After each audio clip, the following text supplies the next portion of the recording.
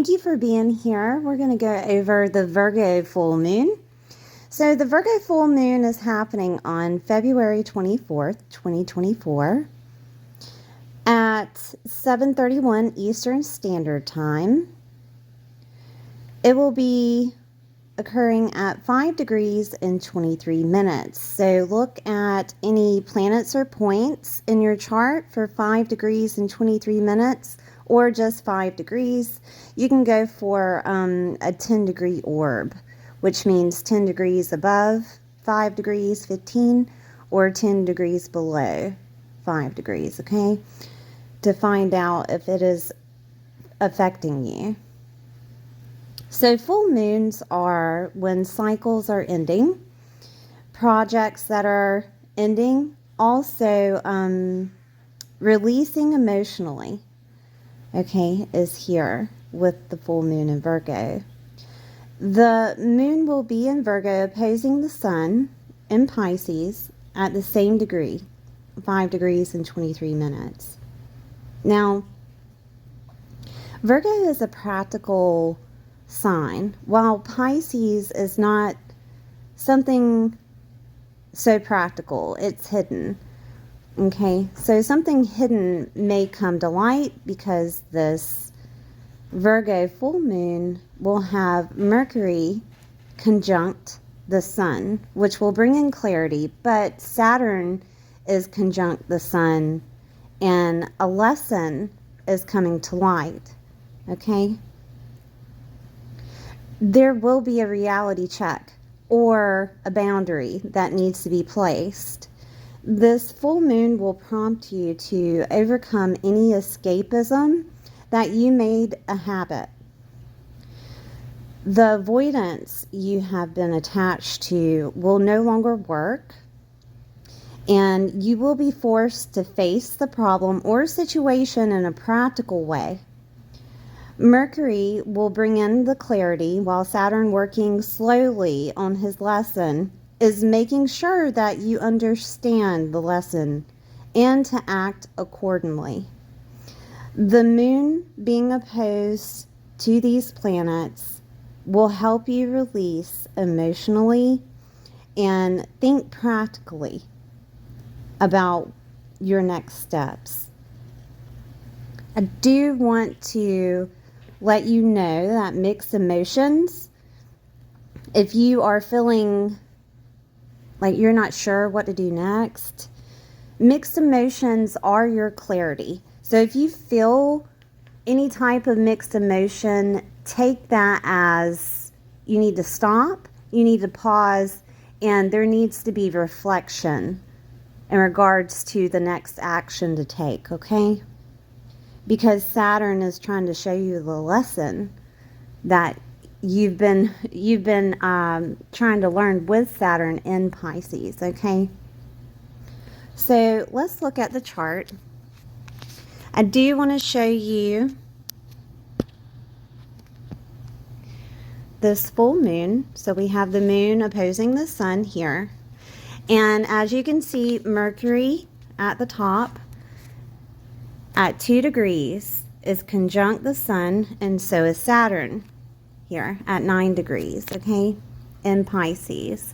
So we're going to look at your chart and see where this full moon is affecting you. I'm going to go through all the signs. Your sun, moon, and rising sign is very necessary for you to listen to so that you can get a bigger picture of what's happening within your world, because not everything seems like it should be, okay? Also, I do want to point out that I have the the Mars conjunct Pluto in Aquarius videos up, and the Venus conjunct Pluto in Aquarius.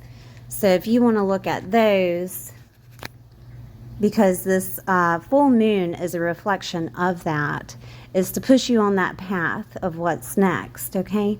So if you want to look at those, your sun, moon, and rising, that would be a good idea. Also, if you don't know your sun, moon, and rising, you can check out my Learning Astro Matrix app.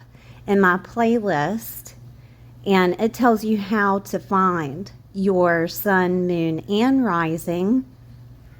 If you're confused about where you may have planets placed within the 5-degree orb, you can look at the Astromatrix app, Learning Astrology, in my playlist, and you can see how to read your chart. If you read whole sign, usually each whole sign is in each house, but if it's Placidus, you will see 2 signs or more in a house. Okay, that's what Placidus is. But I do suggest that you learn how to read your chart so that you can confirm whether or not this is happening within the house placement that I talk about. When I'm speaking about the houses within my recordings, I'm using whole sign houses. Okay, so usually if Aries, right, is the rising sign, then that would mean that the second house would be Taurus, and so on and so forth. So if you have Sagittarius as a rising sign, the second house will be Capricorn. Okay, so on and so forth. So please understand how to read your chart so that you can know what house this is happening in for you. All right. I'm going to go over all the signs, and I'll see you soon. Hi Pisces, I hope you're doing well today. This is for Pisces sun, moon, or rising. We're going to look at where this full moon is happening within your world.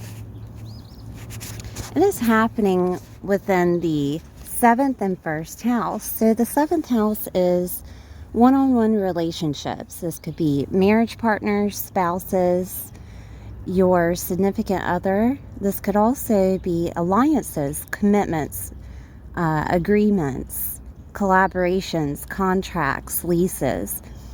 Business relationships are here. Best friends are here. Open enemies are also here. Therapists are here. This could be an ending of a chapter or a cycle or an emotional release in regards to these people. You may decide that you're done being in therapy, or you may decide that there is an emotional release that needs to happen with the relationship that's close to you. And that release doesn't necessarily mean that you're ending the relationship, but it could be that you're giving up any type of sabotaging behaviors, okay, because Pisces is activated in that 1st house. The 1st house also deals with image, looks, your physical body, your identity, the way that others see you, your physical appearance, and your self-governing. This could be a time to where you aren't necessarily influenced by other people's opinions in regards to you. Okay, releasing emotionally with relationships, it can have an effect on your physical body. Okay, whether that is gaining weight or losing weight. So please be aware.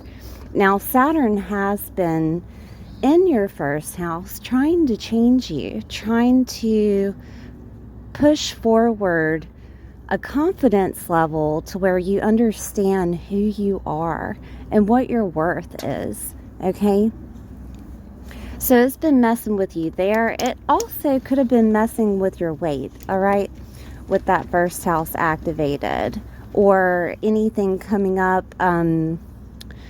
around the face, whether it be like acne or sunspots or age spots or something of that nature, and you learned how to take care of that, right?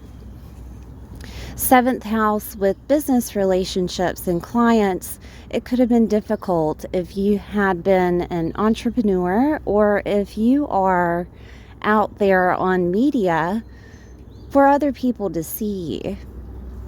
You could have had some feedback, whether constructive or not, with Saturn being in the first house of you're doing this wrong, you're doing that wrong, right? Because it is how other people see you. Now, Saturn is bringing that lesson to you. Saturn rules Capricorn, so let's look at Capricorn. Is in the 11th house, which is your hopes, dreams, and wishes. And with all of these three activated, you could be thinking about, am I living someone else's dream, right?